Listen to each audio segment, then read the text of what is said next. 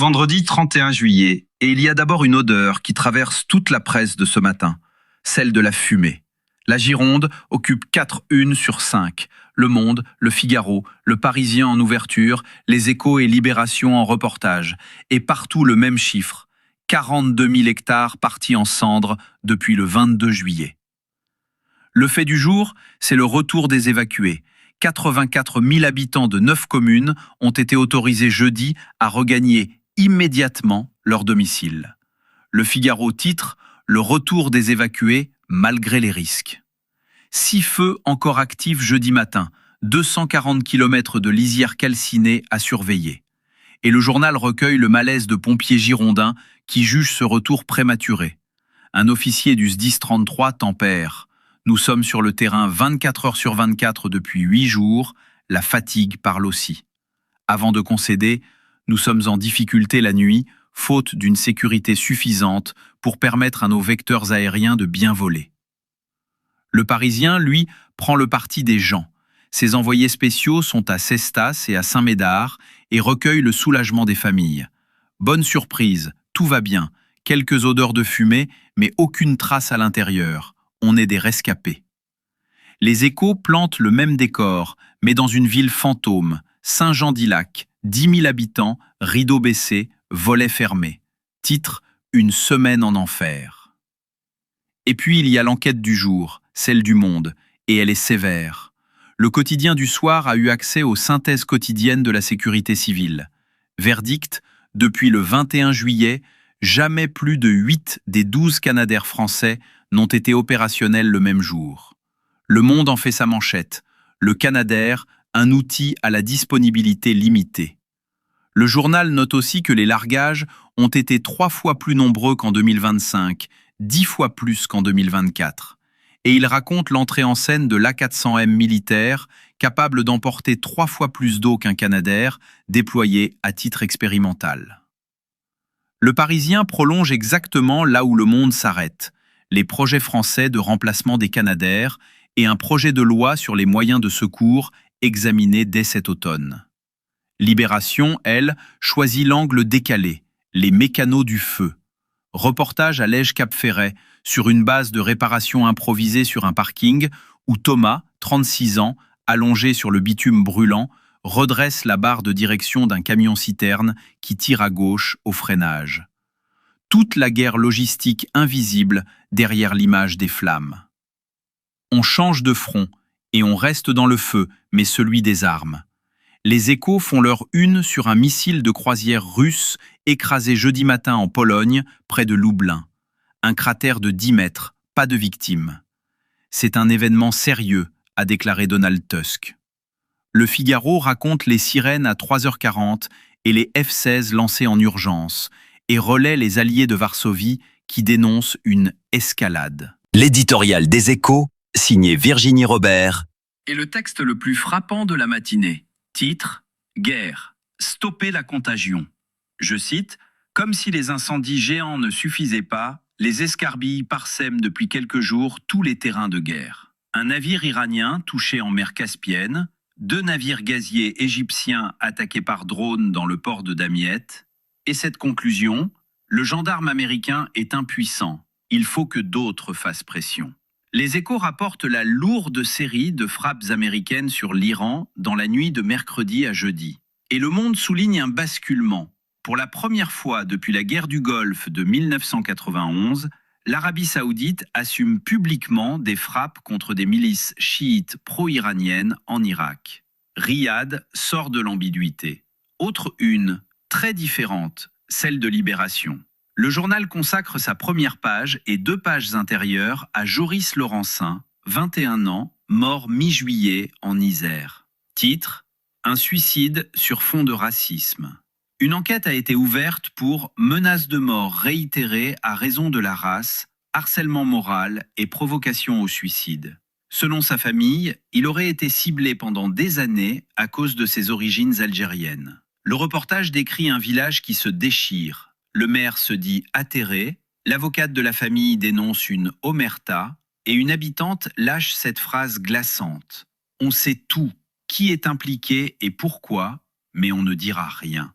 Le Parisien ouvre sur un autre tabou, les erreurs médicales. Un rapport de la Cour des comptes estime entre 160 000 et 375 000 le nombre d'événements indésirables graves liés aux soins chaque année en France. La Haute Autorité de Santé n'en recense officiellement que 7 000. Le journal donne la parole à Stéphane, dont la mère est morte après une anesthésie réalisée avec un mauvais produit. L'éditorial de Jean-Baptiste Isaac s'intitule « Un tabou français » et dénonce l'omerta d'un monde médical peu enclin à l'autocritique. Politique, maintenant. La présidentielle avance masquée sous le soleil. Le Figaro consacre son événement à Bruno Retailleau. Après la raison, l'émotion. Le président des Républicains, crédité de 8 à 10%, vient de se doter d'un directeur de campagne et se donne jusqu'à Noël. Un stratège confie au journal « Tu peux avoir le meilleur programme. Il ne touchera pas les Français avec des conférences, mais avec des séquences où tu les rejoins dans leur tripes. » Les Échos publient leur baromètre ELAB. Édouard Philippe et Gabriel Attal, désormais ex-aequo à 30% d'images positives, derrière Jordan Bardella à 36% et Marine Le Pen à 34%. Libération raconte la fronde des influenceurs d'extrême droite contre le Rassemblement national après son abstention sur la loi interdisant les réseaux sociaux aux moins de 15 ans. Une trahison impardonnable, lit-on. Et Le Monde révèle l'arrêté d'expulsion visant Xenia Fedorova, ex-patronne de RT France, devenue chroniqueuse des médias du groupe Bolloré, pour atteinte aux intérêts fondamentaux de l'État. Le coup de projecteur maintenant sur ce qui ne fait pas la une. Le Figaro publie une enquête troublante en page science. La mort passée sous silence d'une fillette de 6 ans à l'hôpital de Shanghai après une thérapie génique expérimentale. Libération, elle, signe une longue enquête au Kenya sur les terres volées de Ndabibi, où les descendants des ouvriers d'un colon britannique accusent l'entourage du président Ruto de les avoir spoliés. Volet économique. Le grand sujet, c'est la croissance. L'INSEE a annoncé jeudi un produit intérieur brut en hausse de 0,2% au deuxième trimestre. Les Échos titrent en une « L'étonnante résistance de l'économie », en rappelant que la zone euro fait mieux, à 0,4. Le ministre de l'économie, Roland Lescure, salue une bonne nouvelle. Le Figaro est nettement plus sombre. Sans réforme, la France vouée à une croissance faible.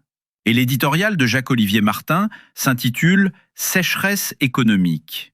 Je cite « Il n'y a rien de magique en économie. La France a tiré toutes ses cartouches. Faute de pouvoir réformer, commençons au moins par ne pas faire de bêtises. » Côté entreprise, le Figaro relève que Renault devance Stellantis avec une marge opérationnelle de 5,2% contre 2,1%. Les Échos racontent la sanction boursière d'Adidas, moins 17% après ses dépenses massives pour la Coupe du Monde. L'assurance vie, elle, signe une collecte record, 36,5 milliards depuis janvier, du jamais vu depuis 20 ans.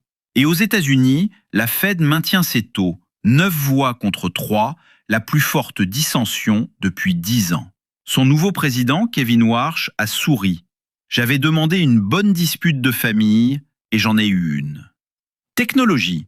Le Monde décrit la montée du rejet des data centers aux États-Unis, l'État de New York ayant promulgué le premier moratoire. Et les Échos racontent la riposte de Microsoft en cybersécurité après la révélation par OpenAI que ses propres modèles s'étaient introduits sur des plateformes tierces avec des identifiants piratés. Et l'on termine par la culture, très présente ce matin. D'abord, une disparition.